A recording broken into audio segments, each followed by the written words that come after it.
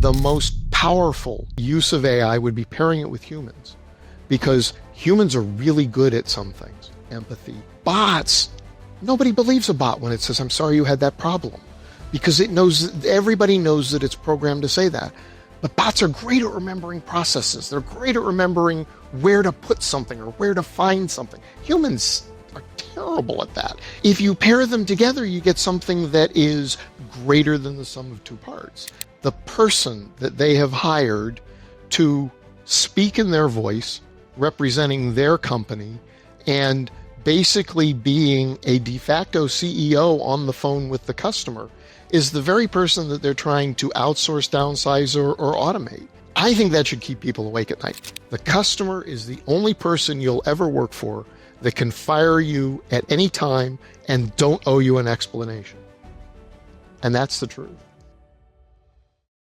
Hey everyone, welcome back to First Contact Stories of the Call Center, the podcast where we're going to dive deep into the unexpected journeys of the call center leaders and obviously look at the future of the industry. I'm your host, Christian Montez. I'm super excited for today's guest. We got Phil Bennett, the Customer Service Operations Manager at Empire today, and has a long history of really diving behind the scenes of how do you modernize the contact center, how do you optimize customer experience. And in this episode, we're also going to be unpacking how businesses are innovating from SMS to chat to real live AI tools and what it takes to tackle those evolving needs within the customer experience.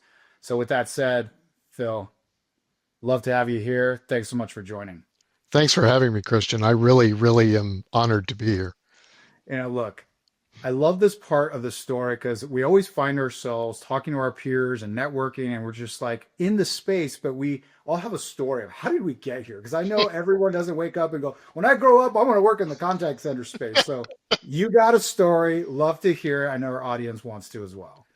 Okay, well, I'm kind of that way. I mean, my very first contact with a contact center or call center was in 1984.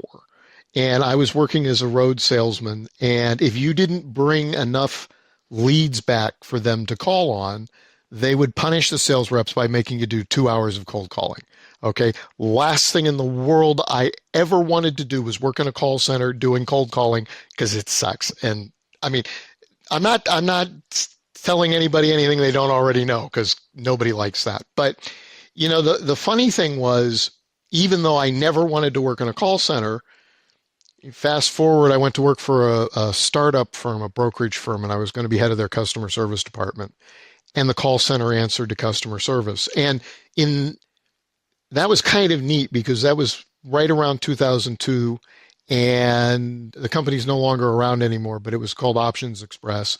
We were a very, very, very, cutting edge type, edgy startup. We weren't even going to actually have a call center.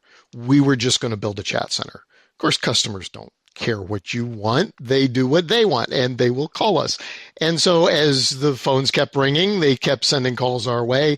And all of a sudden we had this multi-channel call center before anybody was even talking about any of that stuff. And the funny thing was, because I started in chat, I've always been a fan of the digital side, the modernization, where we're going, not just because to be real honest with you, I'm not a great person on a phone call. I mean, I'm one of those people that really would not fit well in a call center, because I didn't enjoy being on the phones all the time. What I did enjoy was doing chat, however, because that's a whole different level. And for me, there was something very fascinating about it. And the neat thing about that whole experience was we learned a lot, because nobody had any best practices for chat in those days.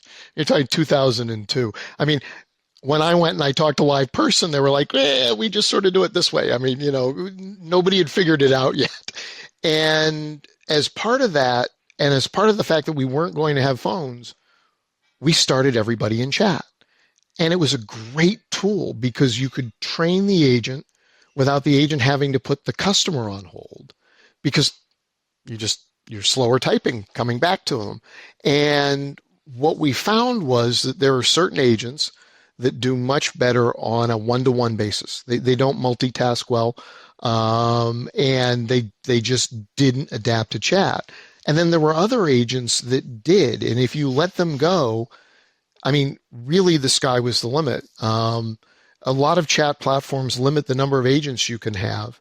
But the fact of the matter is, we had one agent that just because we let her go and do whatever she wanted, she was able to do 15 chats at a time, and you wouldn't know if you were on the other end. Okay. And the funny thing was, I was talking to somebody once about, the benefits of chat and how you could repurpose agents if you needed to when chat was slow, put them on the phones if you were busy. And she turned and she looked at me and she said, if you ever put me on the phones, I'll quit. And I said to her, I said, Melissa, if I ever put you on the phones, they should fire me because that would be the most massive waste of resources I could possibly imagine for the company. But what you really found was that digital agents don't really make good phone agents. Phone agents don't really make good digital agents. And so I believe that has caused what I think has been a problem in the call center industry. They don't do chat well. And the problem is if you don't do chat well, a lot of these other digital things that are coming down the pike, you're not going to do those well. And okay, we got chatbots, so that's good.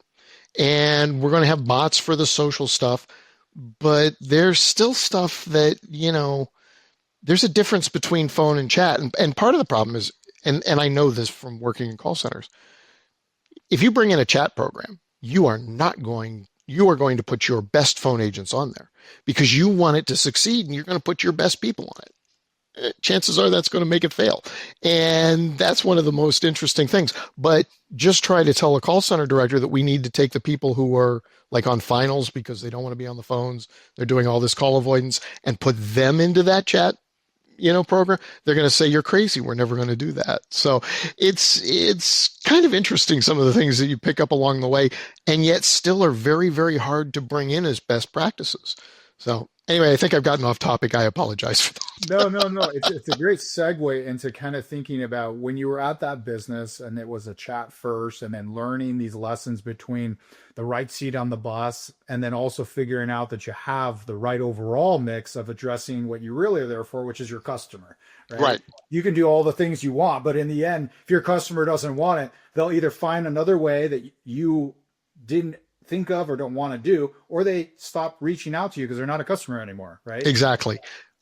And then that pivots, right, to that part of your career. How did that get you to where you are today? And how has the role of what you're looking and doing now, like what does that look like today? Well, so it's interesting because we were a financial services company that was doing options trading, which may be one of the coolest things in the world, especially back at the turn of the century. I mean, options were the things that the big guys used to keep the little guy down, that sort of thing. There's some great stories from that industry, but the thing is, I thought I wanted to stay in in the financial world.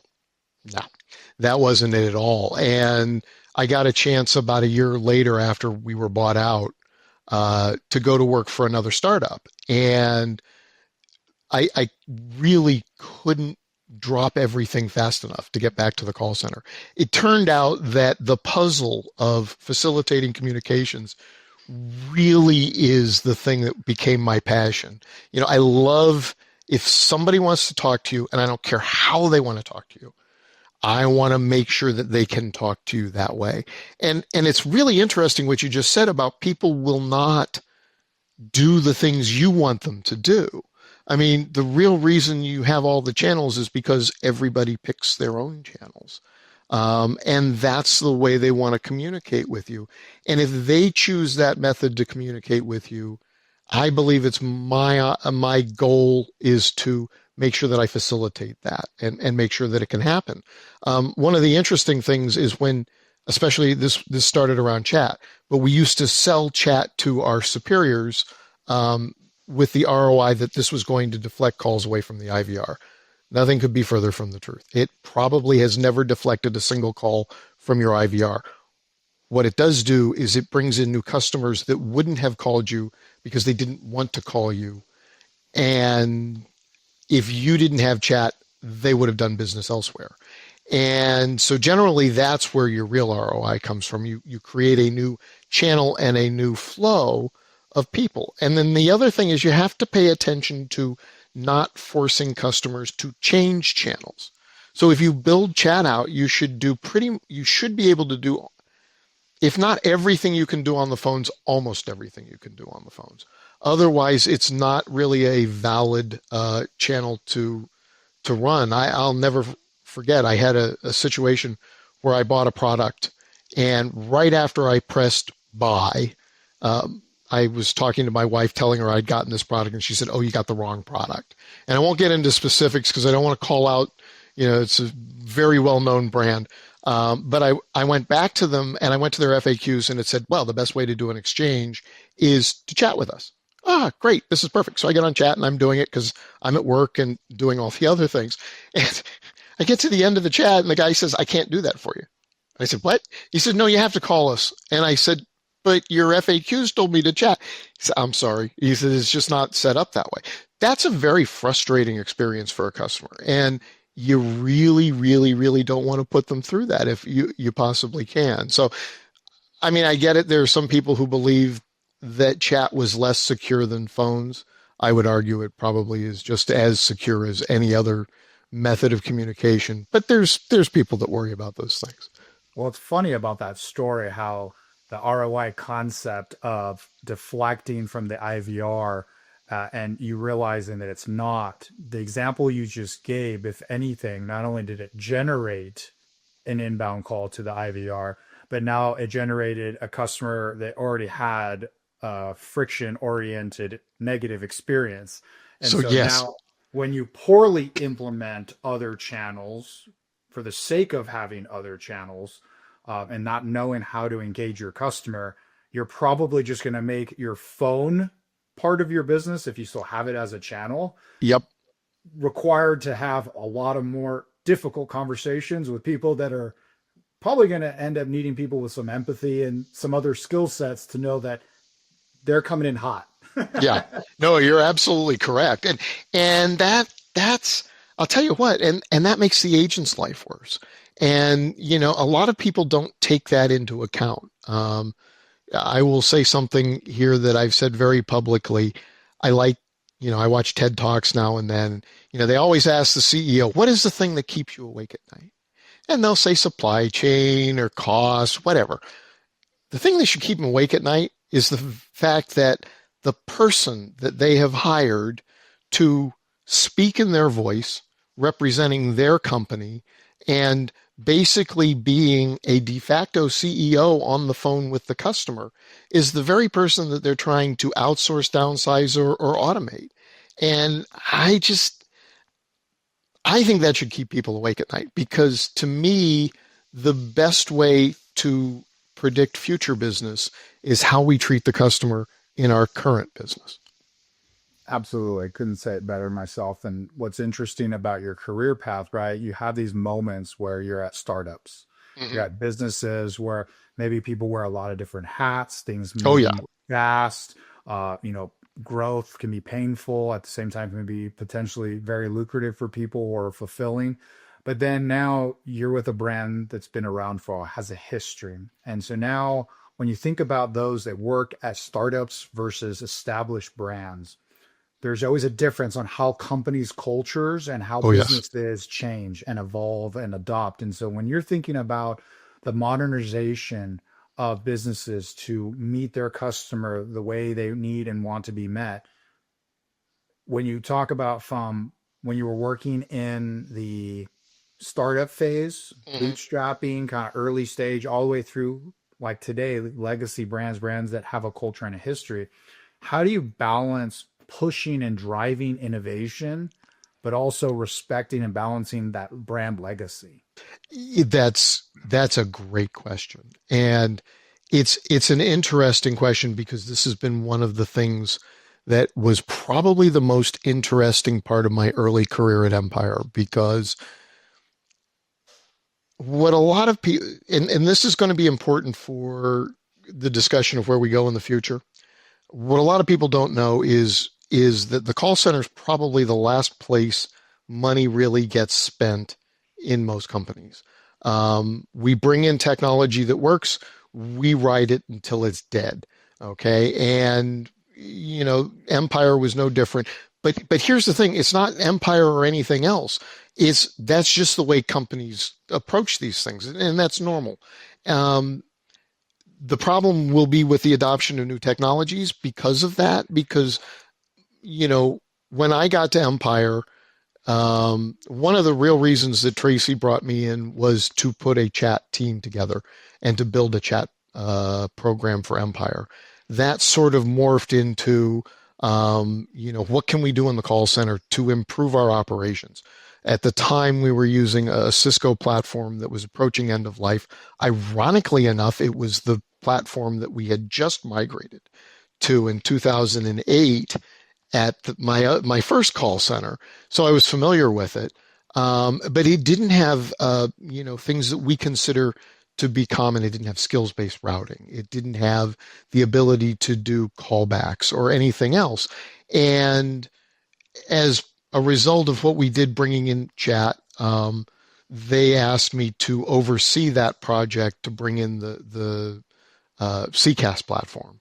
And luckily, I had just done it at the previous company that I'd worked for, so I knew how to do it. And the good news is I knew some of the pitfalls that we were going to face. You'll never know all the pitfalls that you're going to face, but you have to respect the fact that, and especially Empire is a very interesting case because 800-588-2300, and I won't sing the jingle because I don't have my son's gift of voice, but this is a number that resonates with people.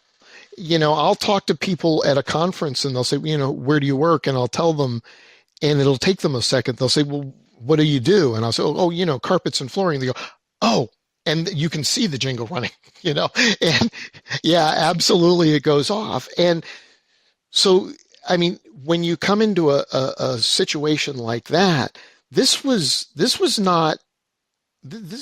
a culture around the phone number. And so anything that wasn't around that phone number was considered off-brand, not respecting the brand. And I did have people who aren't here anymore say, you're not respecting the brand. And the truth of the matter is I'm absolutely respecting the brand because here's the thing, we talk about channels going away. Channels never go away. Okay. Now you that may sound crazy, but here's the deal. If you wrote me a letter, we would read it and then we would respond to you. We probably wouldn't write you a letter back, but we would respond to you. So even the letter writing channel still exists. I'll still take a fax from you if you want to send me a fax. Nobody does business with faxes, but I have a dedicated fax line in case you want to send me a fax. And the same thing's happening. We're seeing this transition with voice, but it's very, very subtle. And so, there are people who say the 800 number is going to go away. That's not going to happen. There will always be a use case for voice. And there will always be people that will choose the voice channel over future channels. Now, as we evolve, there will be fewer and fewer of them. Someday, voice communication may go the way of a letter. We'll still answer the phone if you call us, but that's not the way we normally do business. But, the problem that you get is at the time we were receiving, thousands of calls a day. And the problem with that is some of those were customer service calls. Some of those were calls to set up an appointment. If you're not watching this very, very closely, the customer service calls can take over your appointment setting calls and the business starts to go down, and we don't want that. One of the things that we did to protect the brand is we turned SMS on for that 800 number. Now, we don't advertise it yet, but that's okay. You can SMS us there. But that'll protect the brand probably better over the next 20 years than maybe anything else. Now, the rest of that's up to our marketing team who are fabulous. And I got to tell you, I love some of our new commercials. You should see them. We actually have commercials where they don't sing the jingle anymore. They just play it in the background. They play the song in the background. Well, the words. You're doing the words when you hear the song. But we are changing our focus in a lot of ways. But you have to navigate it cautiously. And so I would bring up a suggestion. It would get shot down. It's okay. 3 months later, bring up the same sort of suggestion, maybe a little different. And it was through incrementalism and constantly keeping sort of a low grade pressure on moving us forward that we did. And it allowed us to do things that we might not have been able to do. We got our first chatbot because we had to replace the platform. Or the platform that we were on was going away. We brought in a new platform. Okay, now that was 2020, just before the pandemic. And this platform had a bot built into it. So I'm like, cool, we can start doing stuff with a bot, see if that works. Well, the powers that be really didn't want an appointment setting bot because they were afraid that that would take away from the appointment flow. And I mean, the neat thing about replacing the platform, we're paying basically the same money. So, you have the same ability for your agents to take chats. Your agents are still taking chats. We built the front end out beforehand so that, customers would get used to it. But they all went to live people as we were building out automation. We stopped work on the appointment setting bot and we did some other bots that proved that it worked but didn't produce any real ROI for us. Well, because of the pandemic and because of the great resignation that came after it, we were so shorthanded. We had 3-hour wait times on our phones coming out of that. That was an insane time. Okay. But I was able to go back and say, hey, we could turn this on and redeploy some of those agents into our phone channels. And we did. What we didn't expect was that it was more effective and more efficient than our live agents were, almost 2-to-1. So our live agents were converting appointments in the chat. And remember, if you call us to set an appointment, you're calling us to set an appointment. Those are fairly high conversion. But if you're chatting with us, that may not be why you're chatting with us. And so we always expected a lower conversion rate on chat. Live agents would convert 13 to 15% of the time. We turned the chatbot on and it was converting somewhere between 24 and 28% of the time. I've seen it as high as 35%. And and here's the thing, if you go on my website today and you look at my chatbot, it is super primitive. It is very RPA. And remember, we found it in 2018. We launched it in 2020. 5 years is an eternity in bot world. Okay. But it works better than a live agent. The ROI of those additional appointments being set, because we're not spending any more for marketing, we're not increasing the funnel at the top, we're not, spending lots of money training agents and working to get them to close. It's just doing it. That is a huge ROI because that's literally found business that we weren't capturing before. Hopefully we were, hopefully they were calling us or whatever. But and here's the thing, if the bot fails, then it goes to a live agent to try again. So, I mean, you've even got that going for you with the bot. And so, those are the things that it's kind of hard to really put out in a strategy because you've got to be ready to move when the time is right. And that's kind of hard to predict. But to me, that's how you protect the brand, because the ultimate protection of the brand is ensuring that we're going to be here 5 years, 10 years, 15 years from now, and making sure that we're meeting the customer where they are is going to be the way that we're going to have to do that in the future. I think that's going to be a major change. It's interesting. There's so much to unpack there because you have to have done a little research or at least try to figure out why was the bot so much more effective than an agent. Oh, yes. Situation. So what's the outcome? Like, what did you find that made you go, oh, wow, there's a big difference here? So I don't have anything concrete. And to this day, that's probably the thing that concerns me the most is I really don't know. I can tell you that there are some behaviors that I think are different. I think that The fact is that, when it connects to a live agent, there can be a bit of a gap before the live agent is kicked in and talking. And but but that doesn't really track because presumably they were already talking to a live agent. So that's not it. I don't. The only thing I can point to is that there was a study that was done that I read about 2 years ago, where they said that they believed that, or that they found through studies that people are more willing to book an appointment with a bot than they are with a live person. I don't understand why, but you know what? If that's the case, I'm fine with it. And if that's and if that's the case, then the real question comes: should we explore using this in other places? And I think that there is definitely an argument for A/B testing, and certainly the fact of the matter is we're going to have to explore that because here's the thing: AI automation is coming, whether we want it or not. I don't know exactly when we're going to see widespread adoption, but it's coming. And so it behooves us to start seeing how our customers, whether they want it or not. I mean, one of the questions we had when we put it in, Empire today probably, our demographic is a little older than some companies.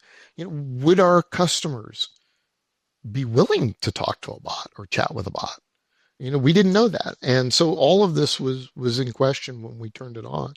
And, the answers are yes, they're willing to chat with a bot. They're so willing to chat with a bot that they'll book more appointments with the bot.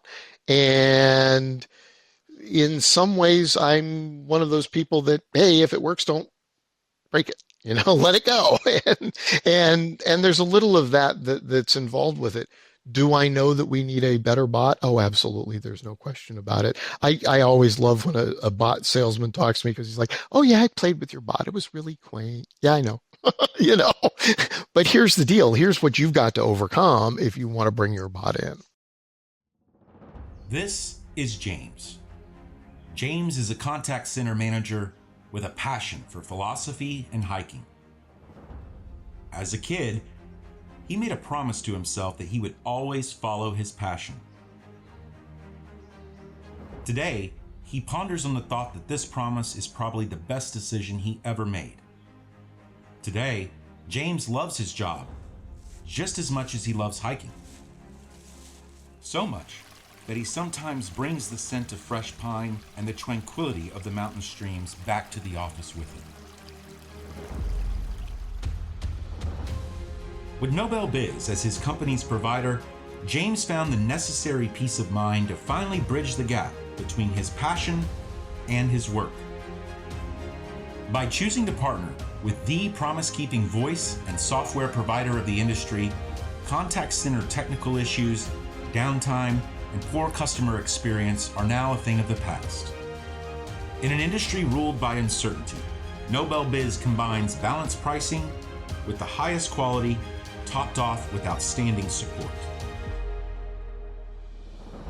But above all, Nobel Biz delivers peace of mind to contact center managers and owners.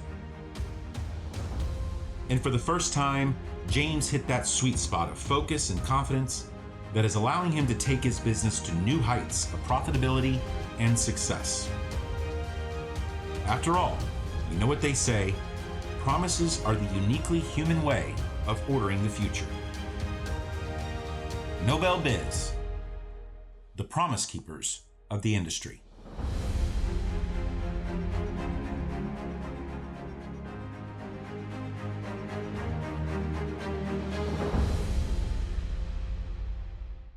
Yeah, and it's interesting because in my brain, I sit there and I think of, okay, why did people use the bot? And it's like, did they talk to a person at some point? They weren't ready to buy, and now it's convenient because they're multitasking and talking with a bot just works. Mm-hmm. Is it the first time they've engaged your brand and it was convenient just because they were doing something else? Maybe they didn't have the pressure of feeling sold or Mm-hmm. that someone was convincing them to buy something. The decision was theirs and it was logical enough to just easily make the purchase without judgment or feeling like were sold on something. I mean, there's all kinds of things that like roll through my brain, but then result for you as a business is to sit back and go, okay, I gave myself an opportunity to not only make more money and have more experiences with customers, but the other part of me thinks like, man, I'd love to be able to go to those customers and say, what made you buy from us through the bot? Right. What was about our experience that made you choose the bot option? And there may be something there in your brand, but we kind of look at this transformation of how we adopt tech. And it's so great to see that during that moment of the pandemic, right? There was a lot of people buying homes and there was a lot of Right. people moving out of their homes into other homes and wanting to make those homes their own. And, there was this scarcity of materials of certain types of products that weren't available or had a Yep. lead time. And so there was this shift on how people were consuming home purchase goods. So like home security, whether it be flooring, other things that are in the home. As we shift to that moment when we talked about more companies that may have had a hybrid or a fully brick and mortar environment, when you, through your journey from all these different companies and the variations of call centers, have you seen anything change or get adopted, stay with, or go away that just was part of this concept of everyone going home, everyone being remote? Yeah, there've been a lot of things. Now, one of the best things that came out of the pandemic for us is that the call center was so successful going remote during the pandemic that the powers that be realized that they didn't need to pay for the brick and mortar location that we had, which was extraordinarily expensive, and they were able to recover a lot of those costs. You can't recover all of them because you had to bring in new tools. You have to bring in compliance tools. We had to get used to working on, teams and things like that. And how do you train? How do you monitor? We were actually very, very lucky. We had a tremendous training manager in the call center. And she was already adept at doing remote training because she had been repurposed by the national training team to train, our markets in the different call center procedures and things like that because of very similar roles and functions. And so she was already doing remote training when the pandemic started. So that was one of the major pain points that most companies had that we found was not a huge pain point for us because she knew how to do it and we were able to transition and take her knowledge and put it forward. So that was a really good lesson that we learned. The other thing was, luckily, we had brought in technologies that were going to allow for this sort of thing. And the funny thing is, I remember having a conversation with somebody saying, we'll never go remote. That has been discussed, and we had a few agents that we would give you could earn the right to work remotely, but you had to pass major hurdles in order to get there. And I said, that's not why we're building this platform this way. We're building this platform this way in case we have a fire in the call center, and what do you do tomorrow morning? Because here's the deal. Your customers are going to care that you had a fire in the call center, but they're still your customers and they still don't care because they need their product. They need what they're purchasing from you. And in our case, flooring, but it's one of those things you need to build multiple redundancies, and things like that in order to, make sure that your call center is available for your customers. And one of them was being able to, okay, let's say we lose the call center. What do we do? Well, we can either go to a ballroom and set it up there if we have sufficient Wi-Fi, or we can work from home. And when the pandemic came along, well, that answered that question. And literally, it took us 48 hours to get everybody home up and running. And we just literally did it in shifts. You came in, you got your computer. First shift came in, logged in, started taking calls. Next shift came in, picked up their computers and went home. Then they logged in, first shift went and took their computers home. Tracy had it organized completely, and it ran very, very smoothly, and was actually a major win for us in the pandemic. Was just how smoothly we were able to get that up and running. so that our customers never skipped a beat. They never had to worry about it. You know, a lot of the themes that you're talking about just kind of resonated and brought me back to the discussions we had during that time. We are digitally connected to the world, Yes. and that's what enables us. And for the remote work that you were talking about, that interconnectedness is what allows us to still have engagement and still be able to deliver the culture of our businesses.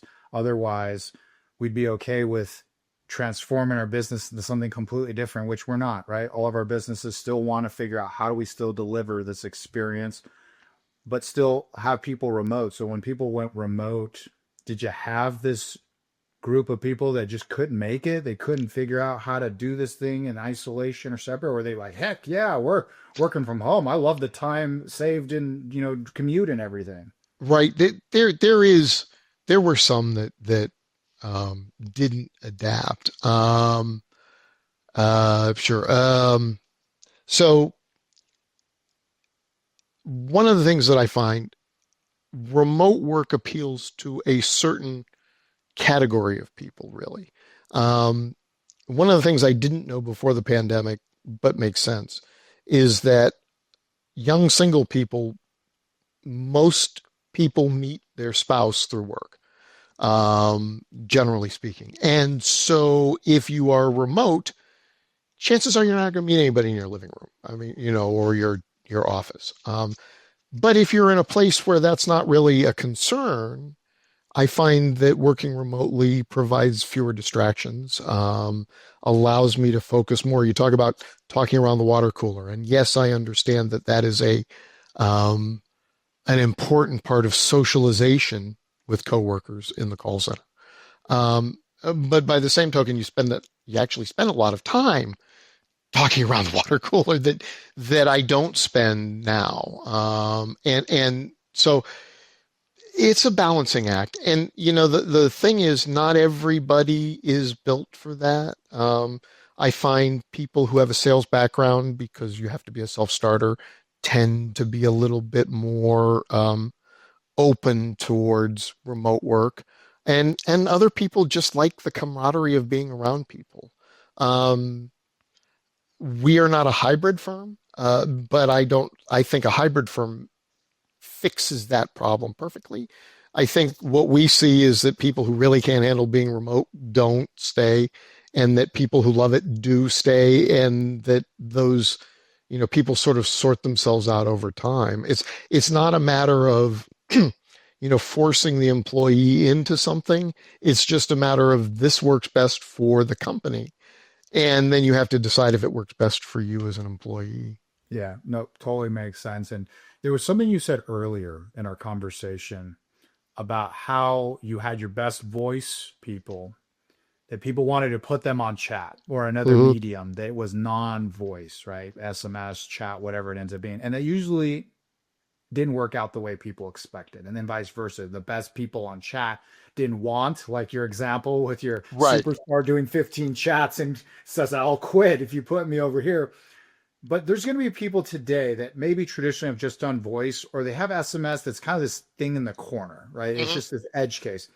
So for that next company that's coming out and they're saying, hey, I want to start adopting, let's say, chat or SMS as another medium. And it's not just within the experience. So like, I'm on a call and I'm just going to send you an SMS after the call. Like, you want to actually have it as a channel dedicated. What advice do you give people when they're going to go and explore that, to not make these mistakes and take their top phone people and just start mixing in chat, and then it's a terrible experience for both parties? Yeah, that's probably the best thing I could recommend, would be to find somebody who has a background in it before trying it. Here's the problem. Technology sales people will sell you their technology, and that doesn't always mean that they know the best ways to use the technology. They will show you how to use the technology, but that doesn't mean that it doesn't mean you're going to get the best experience. And, this is, here's one of the things that I do tell people. There are things out there that we haven't tried yet. And while I have a basic understanding of the tools and processes. If you've never used it before, I don't think you'll get the best return on your investment that way. Now, that kind of is dodging the question, but I think it does help. Because Empire had tried chat before I came. They didn't really know how to deploy it properly in order to get it up and running. And quite frankly, there are a lot of best practices that I know of for chat teams that we did not adopt because it didn't really fit with the way we did things. So we had to adapt a little bit. One of the things was like, one of the things we found was with chat teams, they should be isolated from the rest of the call center because they want to play loud music. And they tend to talk a lot to each other while they're chatting.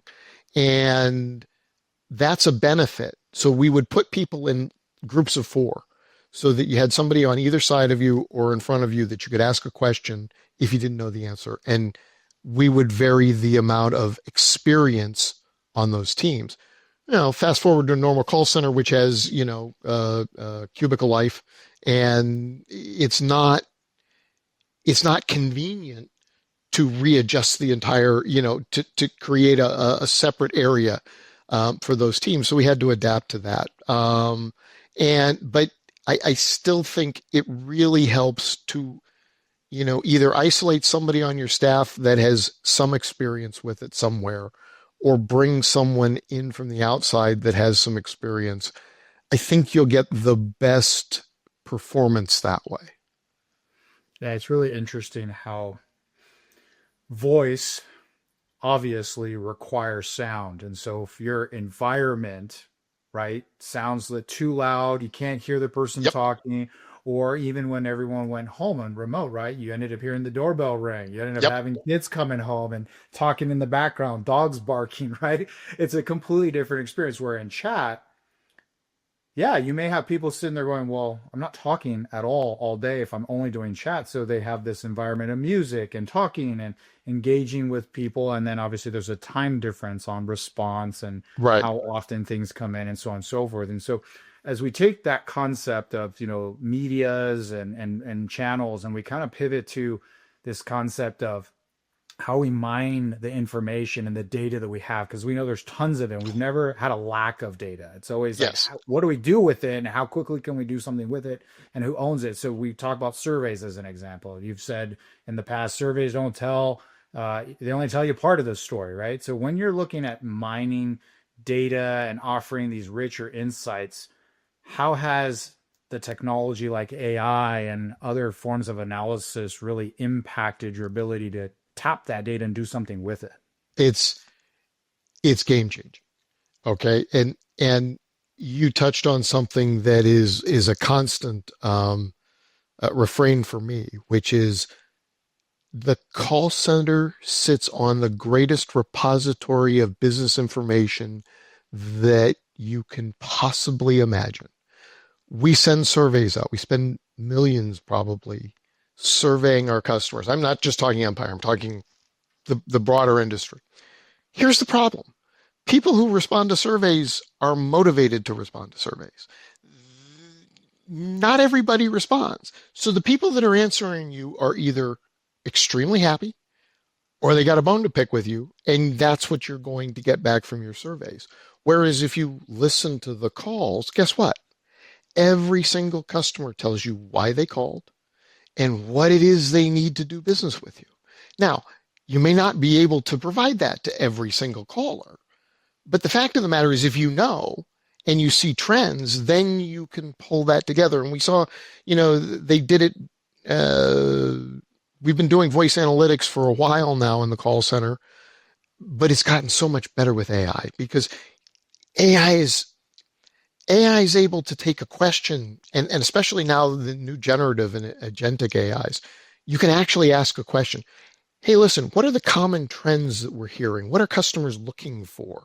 And it'll just go listen to your calls and come back and it'll say, 80% of your callers are asking for this. Oh, if 80% of my callers are asking for that, maybe we should be providing that. Things like that. Or if you're getting a lot of people asking the very same question again. Maybe we build that into the talk flow so that we anticipate the objection and we overcome it beforehand and we make the journey smoother for a customer. Um, it's giving us control over things that were always an art. Okay. Workforce management is an art. I don't care how they tell you the technology works. At the end of the day, it is still an art.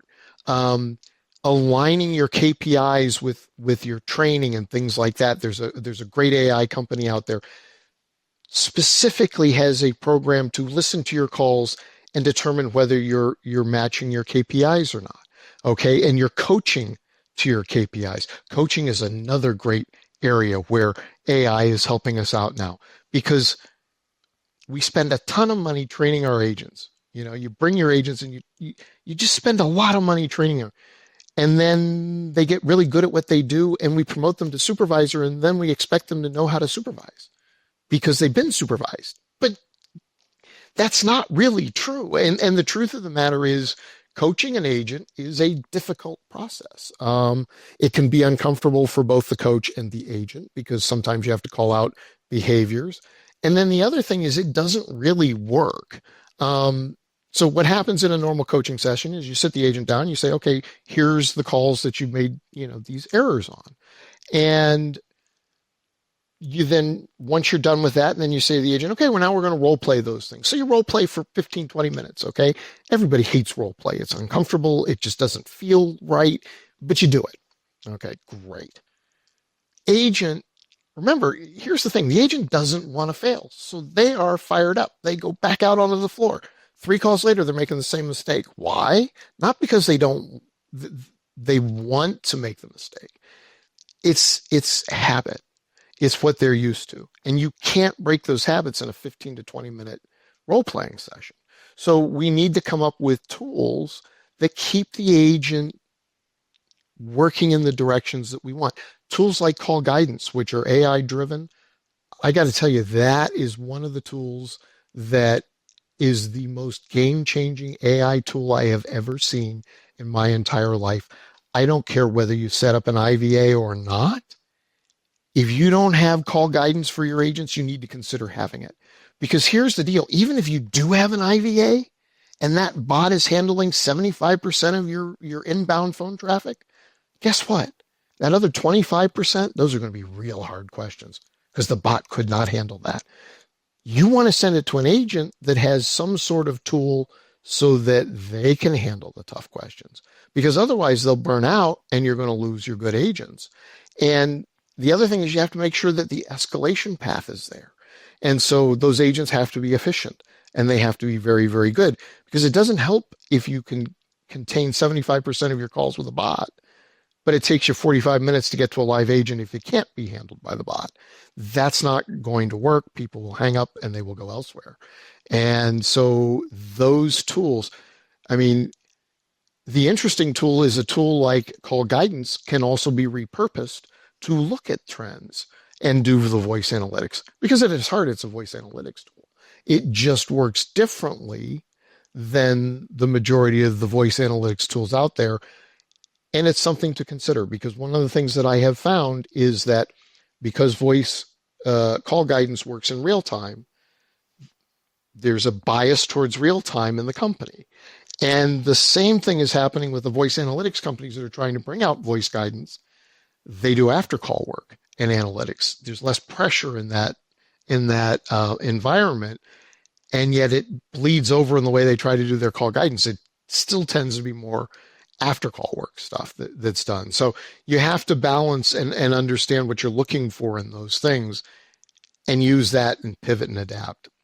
I mean, there's so much to unpack them. And we could have a whole nother call on just the concepts of where automation, AI, and self-service done right can create a great experience for a percentage of one's customer base. And it could be different depending on how your customers want to consume and engage with you. But there's always, for now, going to be that part where something doesn't work well enough, or it's logically more complex, or it does require something that a human being, whether it be through empathy or some other fashion, needs to come in to diffuse or whatever happens. And so it gets to that point, and you said, but if it takes forever to get to a human being, that's a terrible experience. If you get Exactly. to that human being and you know that it's the hardest of the hardest, the most emotional, the most challenging, then that means those agents have to be super agents. Right. They have to not only be trained well and managed well and be great at their job, but they need to have the tool sets in real time and afterwards to be able to help them give the best possible job, because now they're in the spotlight. They're the main attraction in that moment Yep. that either is going to say, yeah, okay, these other things didn't work well, but I'm here to save the day, or it's logically where you're supposed to go, and now it's just a bad experience. And so Right. as you look at QA, as you look at analytics, as you look at real-time guidance and agent assists and all this analysis of data, recordings, real time and everything, it's interesting to see what the future will hold, right? Yep. Because everyone's talking about voice bots at some point becoming, for certain businesses, potentially replacing human beings. And some say, no, it'll only do some stuff that is not, it's repetitive work, stuff that human beings probably shouldn't do or don't even like to do.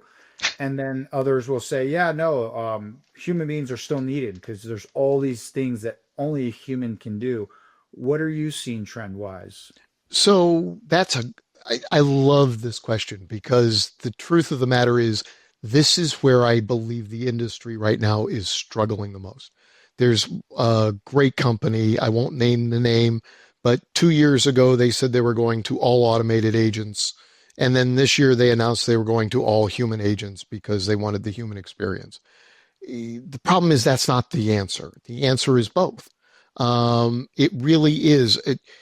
The funny thing is, one of the most impactful connections that I ever made was on LinkedIn, and we were in a message group, message thread. It was called Humans First.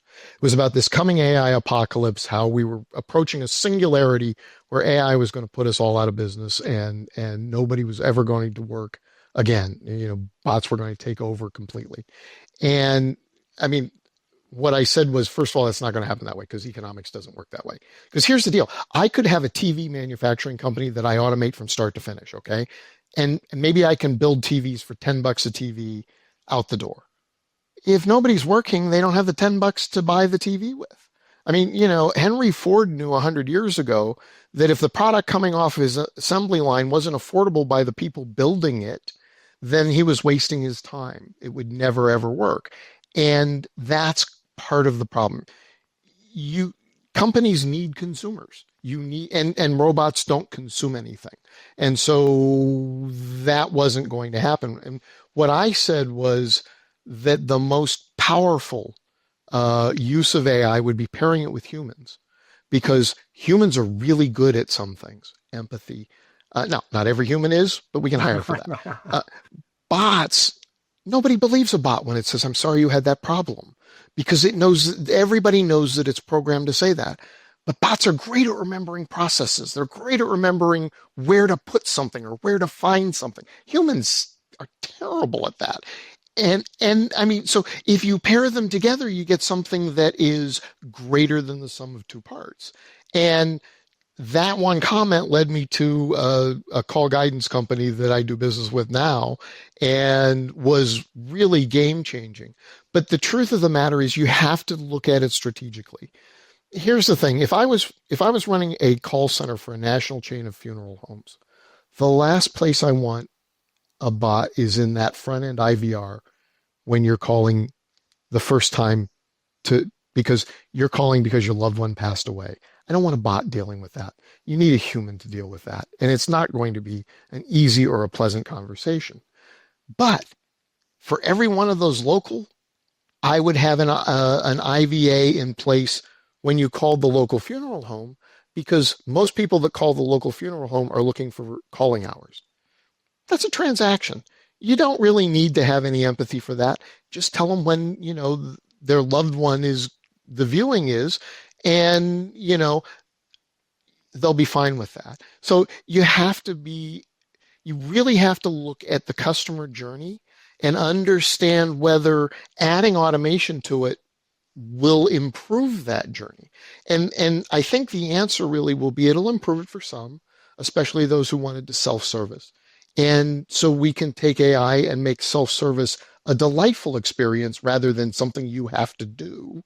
And at the same time, still leave those channels open for people to get to live agents for the things that they need to talk to a live agent about. And there's always going to be that. And you just have to approach it from an idea that, well, let me put it to you this way. If we bring a tool into the call center, we don't necessarily know that it's going to take care of everything, and it probably won't. So you have to understand that this tool probably won't take care of all your customers, and you have to figure out the best ways to approach integrating it to determine whether your customers are going to adopt it and move forward with it. Because they're going to determine it, not you. I mean, I know we like to say we're going to tell the customers what they're going. No, the customer is always king. I had a boss that told me one time, he said, the customer is the only person you'll ever work for that can fire you at any time and don't owe you an explanation. And that's the truth. It's so great. It's so great. And I know we could talk forever. I just want to ask a transition, couple of personal questions, and then Sure. we can definitely hop into that piece. So I'd love to just get some things that are not work related per se, and it may be, but you know, you work a lot, I'm sure, but you got to do something when you disconnect. Oh, yeah. What do you do when you're not working? If I have the ability, my favorite thing is travel. I live vicariously through my children. My children are far surpassing me in capability and in what they're doing, and they're taking advantage of the world that we live in. I mean, my daughter lives in China. She went to school in Shanghai. She is now teaching English to Chinese children over there. My youngest son is a marine biology major at UH. And I mean, I wish I had thought of going to UH when I was going to college. I mean, I went to Framingham State. He took the far better course there, you know? And I mean, things like that. And my middle son is an opera singer. And so, I mean, they've all kind of, taken advantage of this new world and, really adapted. And so I live vicariously through them. It's a I like huge, to travel to see what they do. it's a huge diversity of all kinds of different things they're doing and where they're at. And you were saying something about you wish you had done something and gone a path like your child. So if you had to look back and say through your career, through your experiences, if you went back to a younger version of yourself, what kind of advice would you give them? Buy Apple and Microsoft.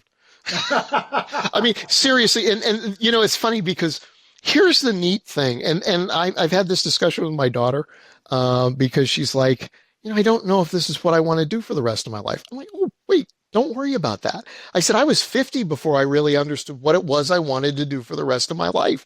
And here's the neat thing. If I went back and I took a call center path, all right, first of all, they don't really train you in college for call center jobs. Nobody wakes up and says, I want to be the best customer service. And really, that's a shame because I can't think of any more honorable profession than serving a customer for a company. But that being said, had I learned in college what state of the art in a call center was, I'd be using physical ACDs. And, I didn't get into it until we were like, first of all, I've never seen a physical ACD. I mean, I came into a almost digital world. I mean, the first company I worked for, we were on VoIP. And so we didn't have all those things. It was all virtual. And so I would probably be a fossil had I learned back then. But really the key is just being willing, able, and ready to pivot at any given time to what's available for the company. I tell my kids, 99% of success is showing up on time and being ready to do what needs to be done. And if you've got that right attitude, you will succeed. And then you will find where you want to be. It's great advice. And I mean, there's going to be people that are going to want to reach out to you and connect with you, Phil. How best can they do that? Well, first of all, they can connect with me on LinkedIn, and I will accept any connection on LinkedIn. I know the sales pitch is coming usually on most of those connections. I don't care because that's how I find technology. Here's the deal. If I don't talk to you, I don't know if you have a solution that can help me. And so I'm always open to that. So they're welcome to find me on LinkedIn, or if you want, you can give out my personal email address. It's pbennett1014@gmail.com, and anybody's willing to reach out to me there too. Well, you never know. There may be people in the space of looking for flooring. Hey, listen, if they want to do that, I'll make sure they get to the right place too. Right? That's great. Well, Phil, thanks so much for joining the show today. Really appreciate you spending some time with us. And obviously, to our audience, thanks so much for listening. And we hope that you enjoyed it and look forward to your feedback and tune in next time. Christian, thank you so much.